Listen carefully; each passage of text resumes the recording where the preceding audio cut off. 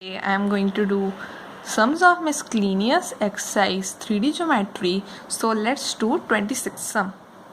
A line makes angles alpha, beta, gamma, and delta with the diagonals of cube. Prove that cos square alpha, cos square beta, cos square gamma plus cos square delta is equal to 4/3. इसका मतलब है एक line बनाती है alpha beta gamma delta with the diagonals of the cube. पहले हम यहाँ पर एक क्यूब ड्रॉ करते हैं, ठीक है।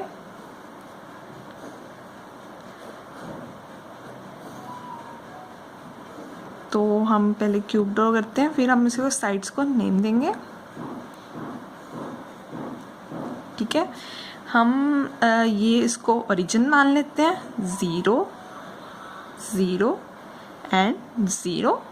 इसे हम साइड्स को पहले नेम ले लेते हैं। इसे हम y मान लेते हैं, इसे हम f मान लेते हैं, इसे हम x मान लेते हैं, ठीक है।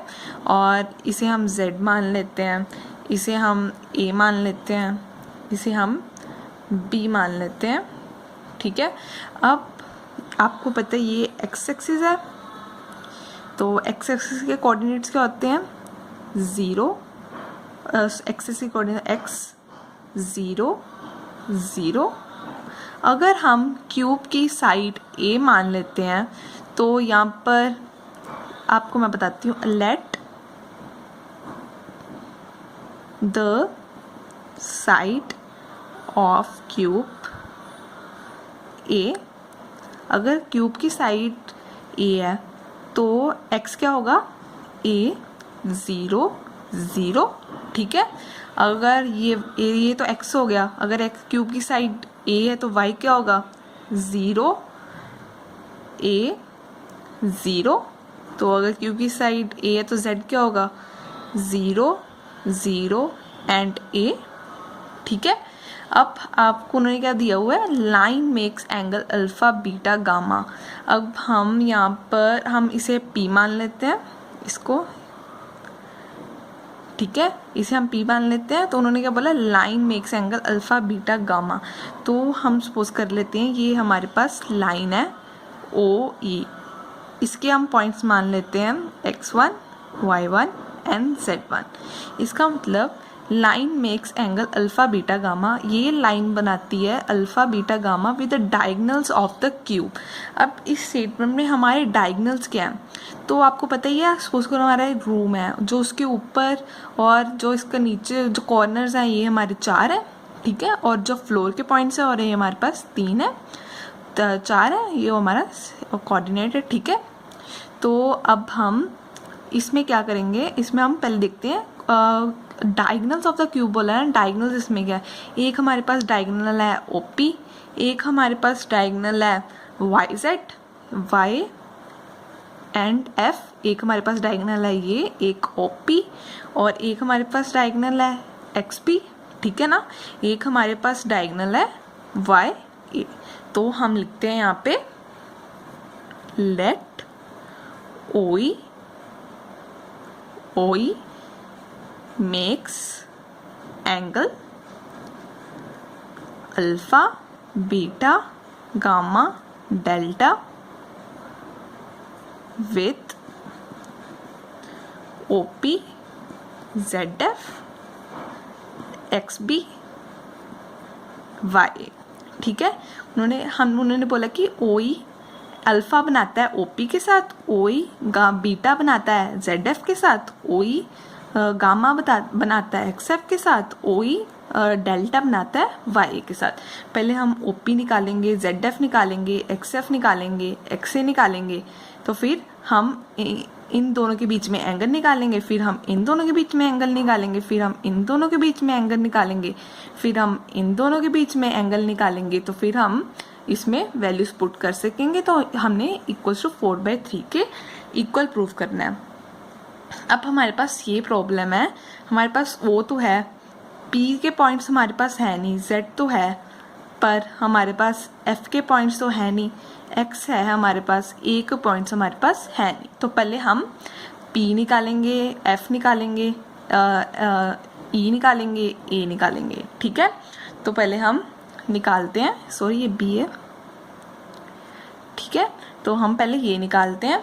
ये देखो, अब हम पहले ये पॉइंट एफ निकालते हैं। हमारे पास ओ एक्स है, एक्स एक्सिस के अलोंग हमारा ए डिस्टेंस है और हमारा वाई एक्सिस के अलोंग भी ए डिस्टेंस होगा। तो यहाँ पर क्या आएगा, ए एंड 0, क्योंकि ये वाई एक्सिस के अलोंग है, वाई एक्सिस के अलोंग, तो यहाँ पर भी ए डिस्टेंस होगा, तो ए एंड 0 आ गया। तो अब हम निकालते हैं P। ये देखो, अब हमारे पास इसके अलोंग हमारा ए डिस्टेंस है, इसके अलोंग भी हमारा ए डिस्टेंस है। ये हमारे किसके अलोंग आ गई, Z के। देखो Z हमारा ऐसे है ना, ये हमारे Z के अलोंग आ गई। तो P के कोऑर्डिनेट्स क्या होंगे हमारे पास, ए क्योंकि हमारा ए 0 था, तो यहाँ पर ये Z के अलोंग है, तो यहाँ पर क्या आ गया, ए। तो अब हम किसके निकालते हैं, ए के। ठीक है, ये तो हमारा Z है। ठीक है, ये हमारा किसके अलोंग हो गया, एक्सिस के अलोंग। तो यहाँ पर हम क्या लिख देंगे, ए 0 ए। हमने यहाँ पर जो लास्ट पॉइंट होगा हमने उसके बेसिस पे यहाँ पर लगाने हैं। यहाँ पर किसके अलोंग था, एक्स एक्सिस के अलोंग, तो यहाँ पर हमने एक्सिस की जगह एक्सिस के अलोंग था, तो हमने यहाँ पर ए लगा दिया। ठीक है, तो अब हमारे पास कौन सा रह गया, बी। तो बी को हम यहाँ पर देखें तो ये Z एक्सिस के अलोंग है, ये Y एक्सिस के अलोंग है, तो यहाँ पर 0 तो ऐसे ही रहेगा, Y में चेंजेस आएंगी, 0 ए एंड ए। ठीक है, अब तो हमारे सारे पॉइंट्स आ गए, तो अब हम कर सकते हैं। पहले हम OP निकालते हैं, फिर हम ZF निकालेंगे, फिर हम XP निकालेंगे, फिर हम XA निकालेंगे। ठीक है, तो हम करते हैं, ये Y मैं गलती से बोल दिया। ठीक है, तो अब हम पहले OP निकालते हैं। O के हमारे पास पॉइंट्स क्या है, 0 0 0, और P के हमारे पास पॉइंट्स क्या है, P के हमारे पास पॉइंट्स यहाँ पे हैं ए एंड ए। तो हमने OP क्या निकाल लिया, ए I cap plus A J cap plus ए के कैप। ठीक है, तो पहले हम यहाँ पर OE के भी कोऑर्डिनेट्स निकाल लेते हैं, क्योंकि हमने एंगल किस में निकालना है, OE एंड OP में, तो हमारे पास OE के भी होने चाहिए। OE के आगे XI कैप प्लस, इसे 1 भी है ना साथ में, X1 आई कैप प्लस Y1 जे कैप प्लस Z1 के कैप, ये हमारे OE आ गया, और ये हमारे पास आ गया OP। तो अब हम ZF निकालते हैं। Z के हमारे पास यहाँ पे 0 0 है, 0 0 ए, और हमारे पास F क्या है, ए 0। तो हम ZF निकालते हैं, A I cap A J cap, 0 minus A क्या हो गया, माइनस ए के कैप। ठीक है ना, आपको समझ लग गया होगा। तो ये तो आ गया हमारे पास ZF। ठीक है, अब हम निकालते हैं XB। हमारे पास X क्या है, 0 ए 0 0, और F था, और F के हमारे पास ये तो हमारा XB, B के हमारे पास 0 ए। तो XB के हमारे पास निकला 0 minus A I cap plus A J cap plus ए के कैप, ये हमारे पास आ गया XP। तो X से निकालते हैं हम, X के हमारे पास A 0 0, तो XC, तो A हमारे पास क्या है, ऊपर देखते हैं, A हमारे पास है A 0 A, इसके कोऑर्डिनेट्स X से क्या होगा हमारे पास, ए आई कैप, यहाँ पर y था, मैंने गलती से x लिख दिया, तो y क्या होगा 0 a 0, ये देख सकते हो ना ऊपर y क्या 0 a 0, तो ये आ गया हमारे पास a i cap minus a j cap plus a k cap. ठीक है, तो अब हम ऊपर देखते हैं, उन्होंने क्या बोला था, OE makes angle alpha with OP। ठीक है, अब हम निकालेंगे angle between OE and OP के एंगल क्या होगा कोस अल्फा। ठीक है, angle between OE and OP is cos alpha. अब अल्फा होगा, ठीक है ना, तो हमारे पास एंगल का फॉर्मूला क्या होता है, कॉस अल्फा OE का वेक्टर प्लस OP का, ऊपर मैंने वेक्टर्स नहीं लगाए वैसे टाइम सेव हो जाएगा, तो OE का मैग्नीट्यूड और OP का मैग्नीट्यूड। ठीक है, तो यहाँ पर हमारे पास पहले OE डॉट OP निकालते हैं, OE डॉट OP, OE का हमारा निकला था x I cap x1 i cap plus y1 j cap plus z1 k cap निकला था, और OP क्या निकला था हमारा a i cap plus a j cap, a i cap a j cap a k cap.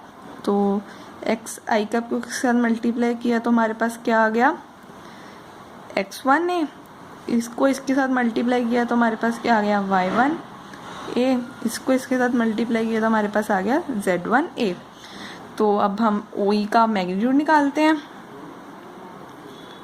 OE का magnitude ये तो आ गया हमारे पास x square plus y square plus z square, और OP का निकालते हैं मैग्नीट्यूड, ये तो a था ना, तो a स्क्वायर हो जाएगा, a का स्क्वायर प्लस a का स्क्वायर प्लस a का स्क्वायर, ये तो हमारे पास आएगा 3a स्क्वायर, तो ये हमारे पास आ जाएगा √3a। तो अब हम ये वैल्यूज़ इसमें पुट करते हैं। अब हमने OP डॉट OE क्या निकाला था, ax1 ay1 प्लस az1। ठीक है, और OP हमने क्या OP वेक्टर क्या निकाला था हमने x square plus y square plus z square, और OE वेक्टर का निकाला था √3a। तो हम ऊपर वाली टर्म से a कॉमन लेते हैं, x1 plus y1 plus z1। ठीक है, और ये हमारा a था, तो हम a पहले बाहर रख लेते हैं, x square plus y square plus z square, ये √3a हमारे कट गए, तो हमारे पास क्या रह गया x1 plus y1 plus z1 upon √3x square, sorry यहाँ पर भी प्लस है, x square plus y square plus z square. हमने एंगल किस में निकालना है, अब हमने निकालना है OE एंड ZF में। ठीक है, तो उसके साथ एंगल क्या होगा बीटा। ठीक है, तो हम लिखते हैं अब angle between OE and ZF, तो उसके साथ एंगल क्या होगा बीटा होगा, कॉस बीटा का फॉर्मूला क्या होता है इसके साथ OE वेक्टर। ठीक है, प्लस ZF डॉट प्रोडक्ट, तो OE का मैग्नीट्यूड ZF का मैग्नीट्यूड। ठीक है, OE वेक्टर हमारे पास क्या था xi cap plus y1 j cap plus z1 k cap, और ZF वेक्टर क्या था पीछे से देखते हैं, ZF वेक्टर था ai cap plus aj cap minus a k cap. तो हम पुट करते हैं अब इसमें ai cap plus aj cap minus a k cap, तो हमने इसका डॉट प्रोडक्ट निकालते हैं, क्या आएगा x1 a plus y1 a minus z1 a। तो अब हम OE वेक्टर का मैग्नीट्यूड निकालते हैं, इसका √3 x1 का स्क्वायर प्लस y1 का स्क्वायर प्लस z1 का स्क्वायर। अब हम ZF फैक्टर का मैग्नीट्यूड निकालते हैं। इसका क्या आएगा, a का स्क्वायर प्लस a का स्क्वायर माइनस a का स्क्वायर, तो a प्लस a का स्क्वायर ही होगा, तो ये अंडर 3a स्क्वायर, तो a स्क्वायर को हम बाहर ले आते हैं, ये a अंडर 3 है। ठीक है, अब हम इसमें वैल्यूज पुट करते हैं। Cos beta OE dot ZF के हमने निकाला ये x1a plus y1a minus z1a। ठीक है, और अपॉन OE का मैग्नीट्यूड का निकालना है x1 square plus y1 square plus z1 square. ठीक है, तो ZF का मैग्नीट्यूड क्या निकाला है, a अंडर 3। ठीक है, यहाँ से हम a कॉमन लेते हैं, पहले a कॉमन लेते हैं, x1 plus y1 minus z1 upon a को हम इधर ले जाते हैं, x1 square plus y1 square plus z1 square और अंडर 3, ये a कट गया। ठीक है, तो x1 plus y1 minus z1 upon under 3 x1 square plus y1 square plus z1 square. हमने एंगल किस में निकालना है, OE एंड XP में। इसके साथ angle between OE and XP is gamma, तो कोस गामा का क्या फॉर्मूला होगा, OE vector dot XP vector, OE vector का मैग्नीट्यूड और XP वेक्टर का मैग्नीट्यूड। तो अगर आपको समझ लग गया होगा कैसे सॉल्व करना है, अगर हम इसे सॉल्व करेंगे तो हमारा आंसर आएगा minus xi plus y1 plus z1। ये तो आपको सॉल्व करना आ ही गया होगा, ऐसे मैं कर रही हूँ, आप भी ऐसे कर लेना। और x1 square plus y1 square plus z1 square आएगा और अंडर 3। तो फिर हमने एंगल, फिर उसके बाद हमने एंगल निकालना है, एंगल बिटवीन OE एंड, ये आपको बताती हूँ, angle between OE and YA के बीच में निकालना है। ठीक है, एंड YA क्या है, डेल्टा। ठीक है, तो कॉस डेल्टा अगर हम वैल्यूज पुट करेंगे तो हमारा आएगा x1 minus y1 plus z1 upon x1 का स्क्वायर प्लस y1 का स्क्वायर प्लस z1 का स्क्वायर अंडर 3। ठीक है, अब हमने प्रूफ क्या करना था, cos square alpha, cos square beta, cos square gamma, cos square delta equals to 4/3। तो हमने ये गामा की वैल्यू हम इसमें पुट कर देंगे और इसका स्क्वायर कर देंगे, और जो हमने वैल्यूज़ निकालनी थी उसका स्क्वायर निकालनी है, उसका भी हम स्क्वायर कर देंगे।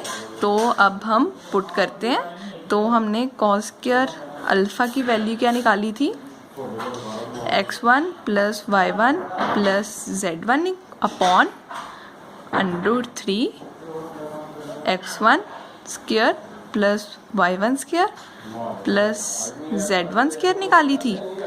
ठीक है, तो हमने इसका स्क्वायर है तो हम इसका स्क्वायर कर देंगे, कॉस बीटा की वैल्यू पुट करेंगे। हमने कॉस बीटा की वैल्यू यहाँ निकाली है, x1 plus y1 minus z1 upon under 3 x1 square plus y1 square plus z1 square.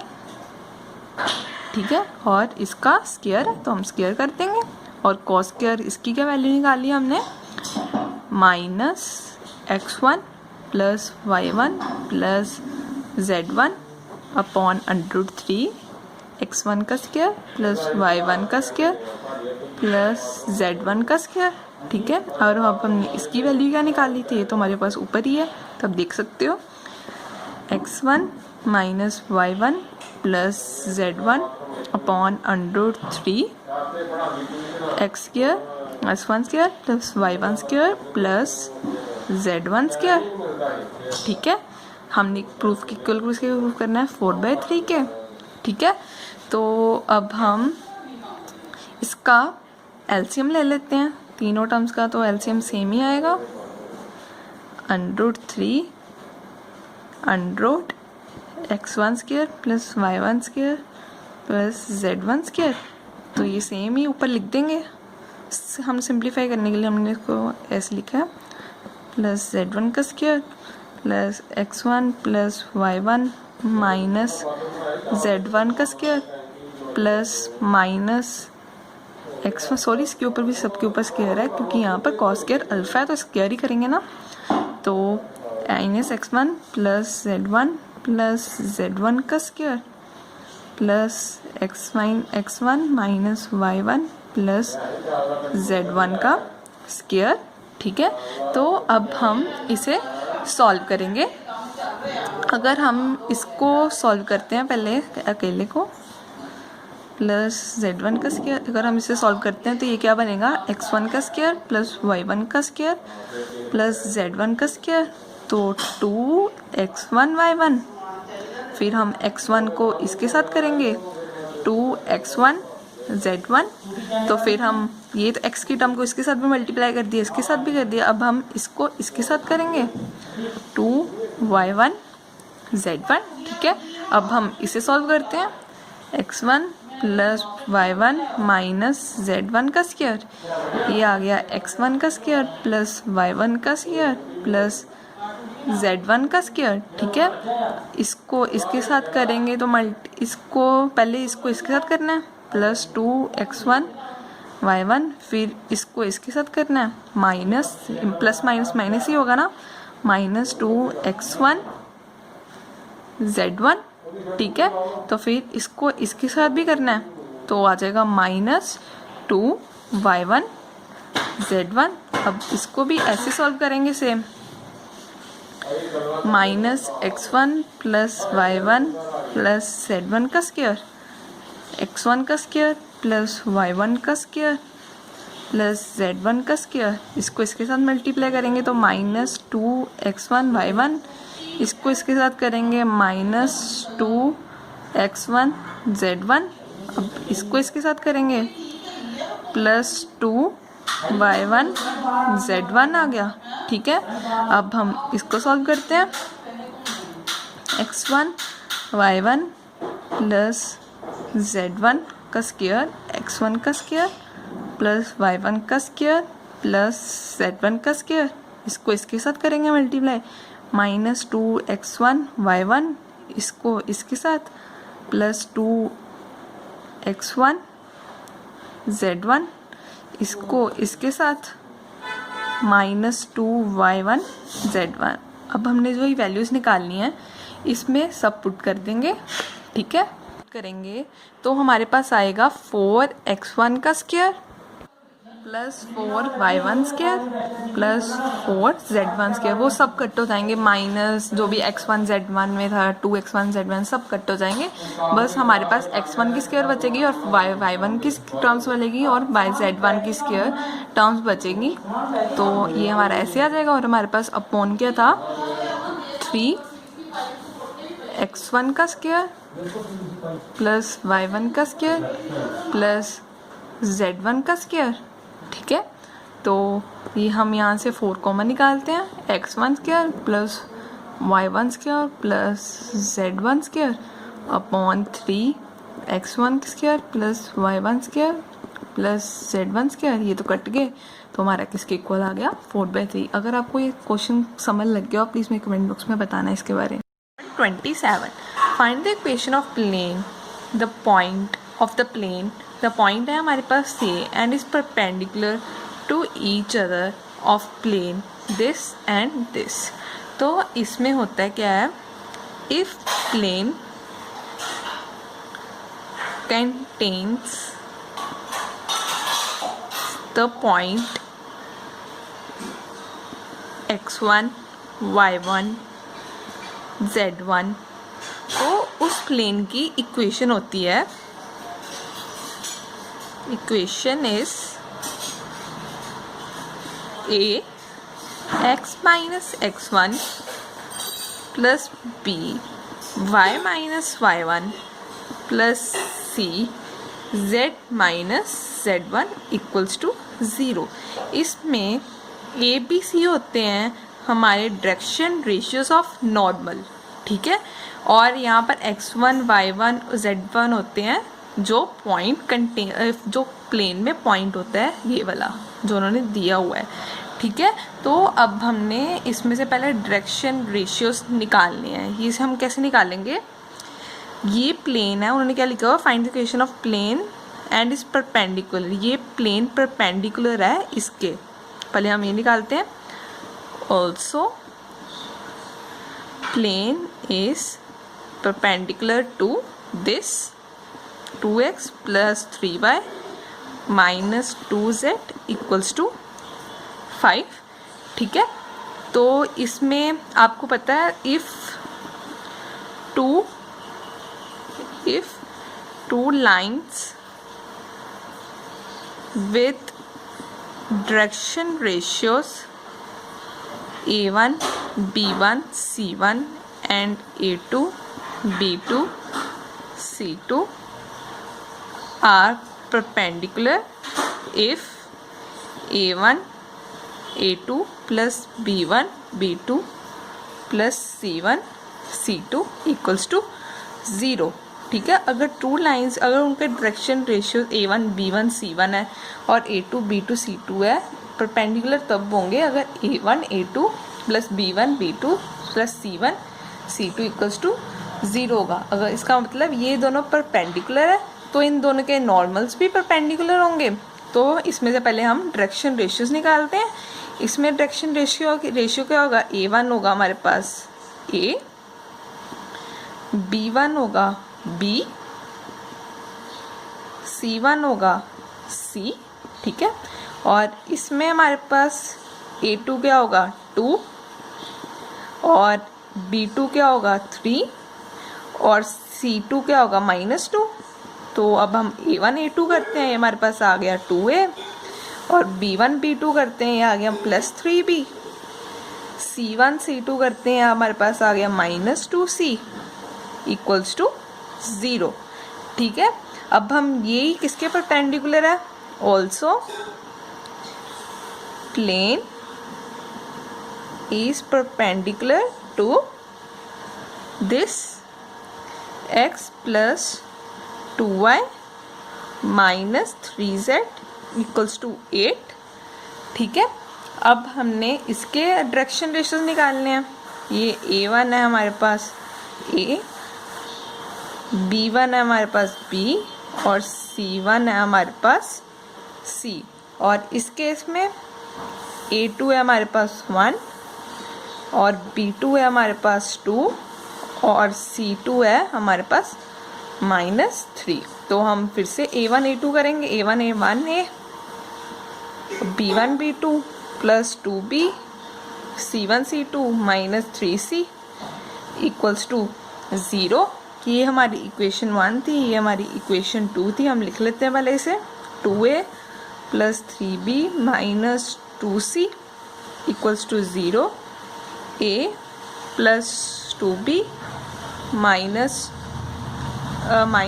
3c equals to 0। अब हम इसे कैसे सॉल्व करेंगे, पहले हम 2 1 लिख लेंगे इस टर्म का, और इस टर्म का 3 2 और इस टर्म का -2 -3, और फिर हम ये फर्स्ट टर्म रिपीट करेंगे 2 1।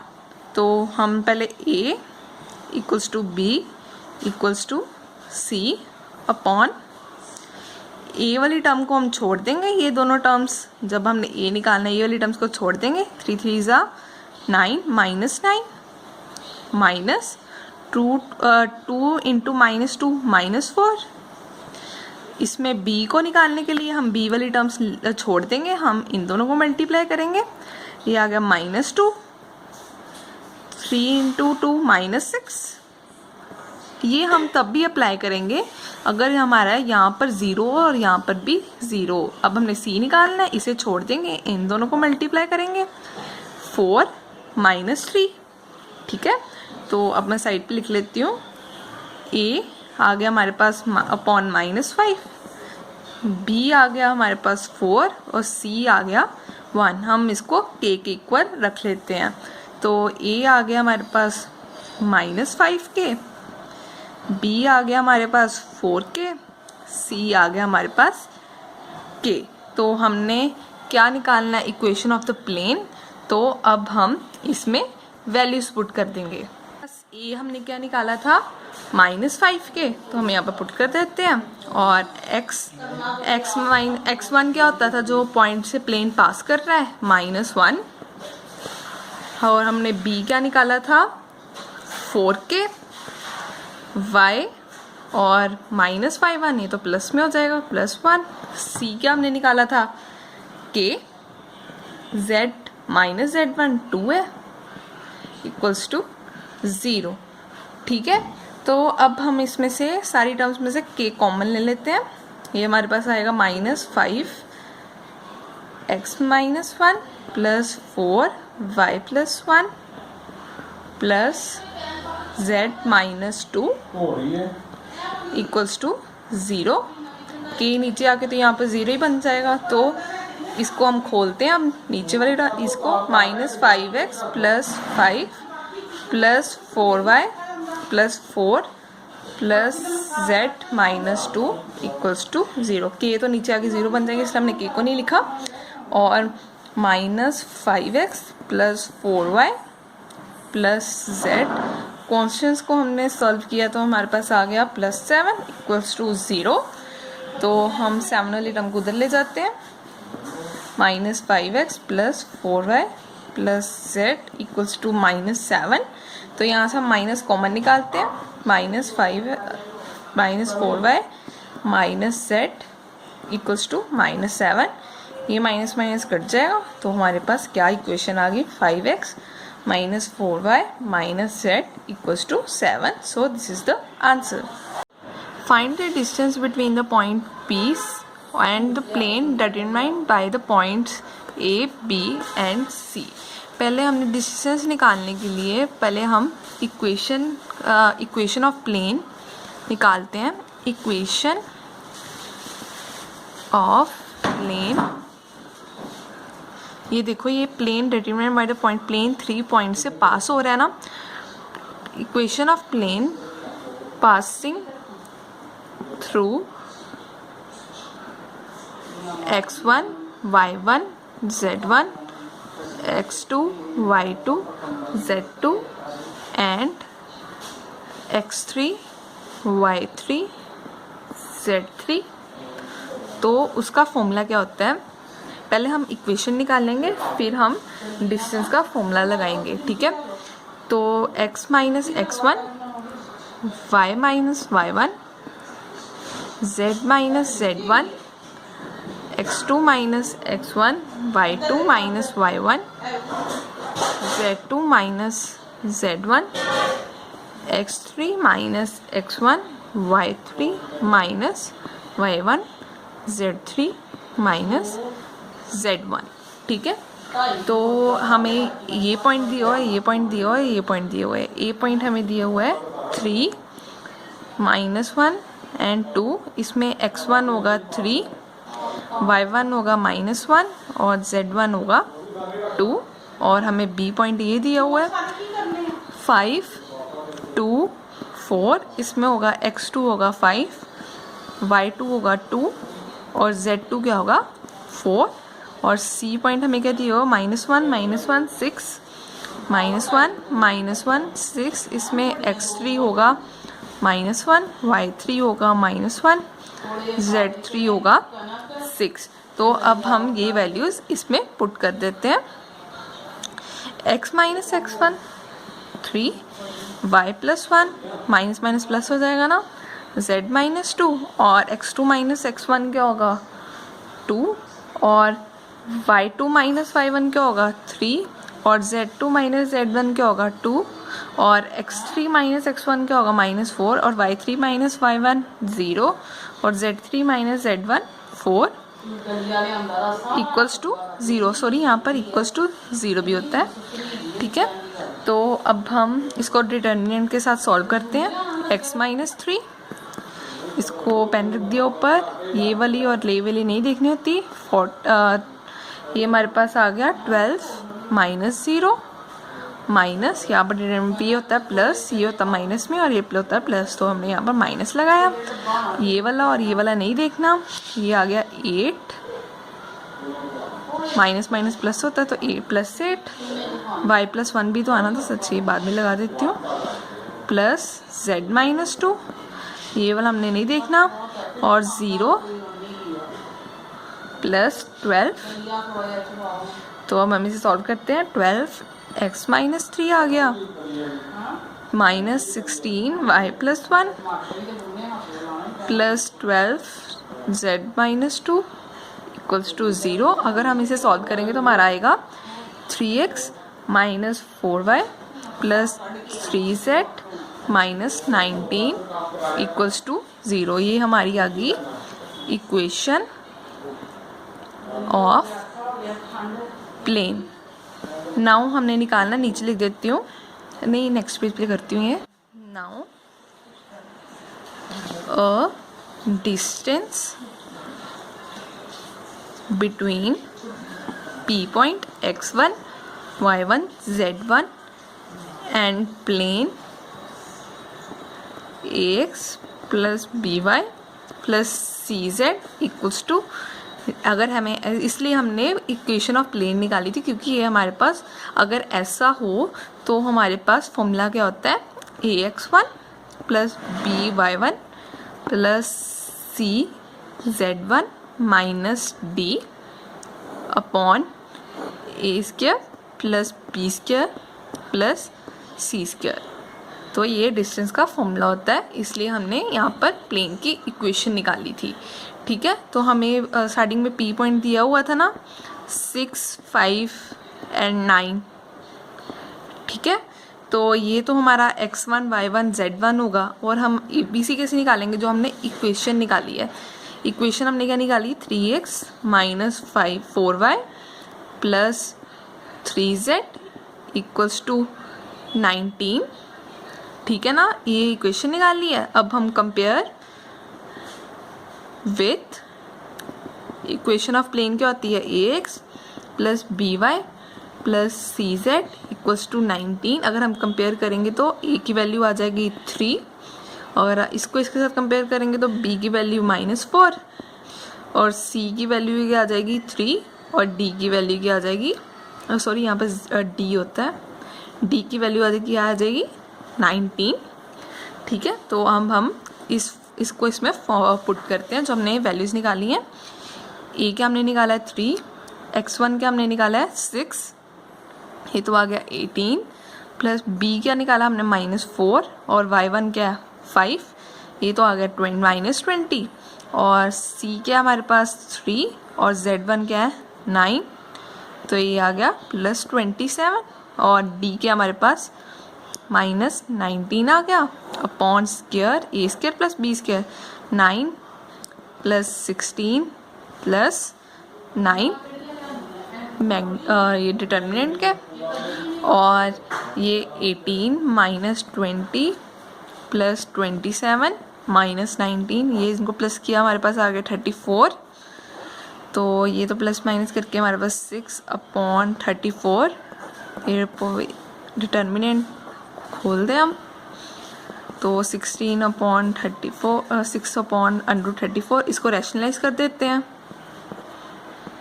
ठीक है, तो अगर रैशनलाइज करेंगे 6 √34 क्या होता है 34, इसकी कटिंग की तो ये 317, ये हमारे पास आंसर आ गया 317। This is the answer. Now 29 sum, show that the lines this and this are coplanar। अब हम सॉल्यूशन देखते हैं।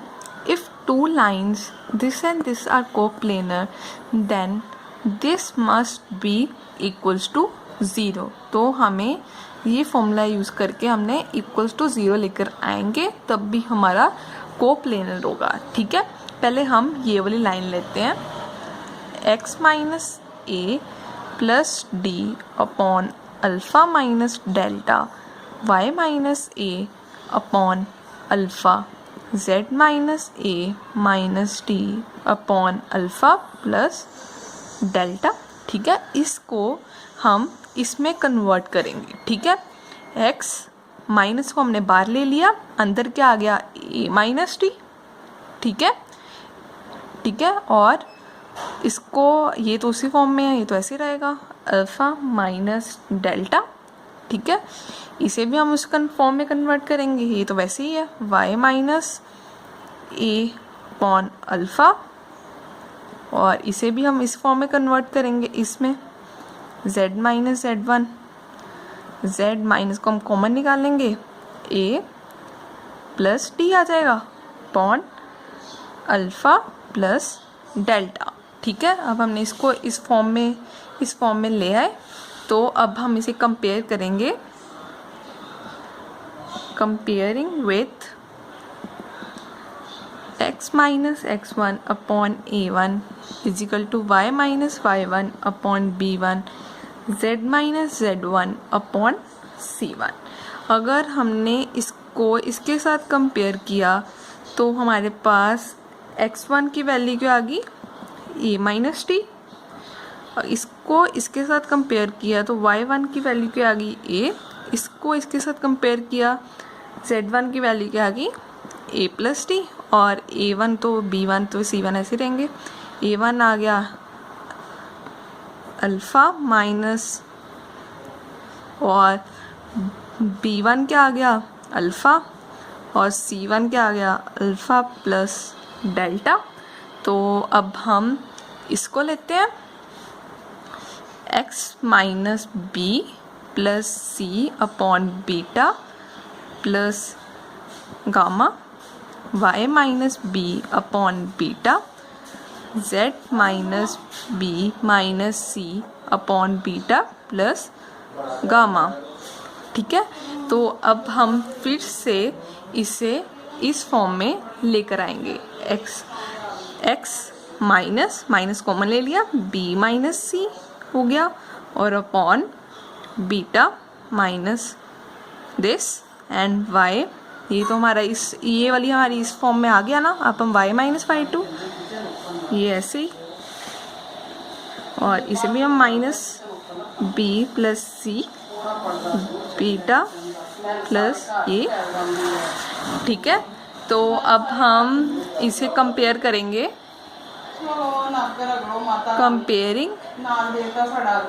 Comparing with x minus x2 upon a2 y minus y2 upon b2 z minus z2 upon c2। अगर हमने इसको इसके साथ compare किया तो हमारे पास x2 की वैल्यू क्या आ गई b माइनस सी, इसको इसके साथ कंपेयर किया तो y2 की वैल्यू क्या आ गई हमारे पास b, और z2 की वैल्यू क्या आएगी b प्लस सी, और a2 की तो बीटा माइनस गामा, और b2 की और c2 की वैल्यू क्या आएगी बीटा प्लस दिस। तो हम इसको और जो हमारा ऊपर ये निकाला है हम इसमें वैल्यूज पुट करेंगे, और हमने इसको 0 को इक्वल प्रूव करना है। अगर हमारे 0 को इक्वल आ गया तो इसका मतलब ये कोप्लेनर है, और वैल्यूज़ डाल के हमारा ये आ गया। तो हम देख सकते हैं यहाँ पर बस साइंस की है, तो हम ऐड वन में 3 ऐड करेंगे, तो हम ऐड करते हैं। तो अगर हम 1 में 3 को ऐड करेंगे तो हमारे पास आएगा 2b माइनस ए, और नीचे आएगा 2 अल्फ़ा और 2 बीटा, तो ये ऐसे आएगा बीटा माइनस ए। ये तो मैं इसे लिख लेती हूँ,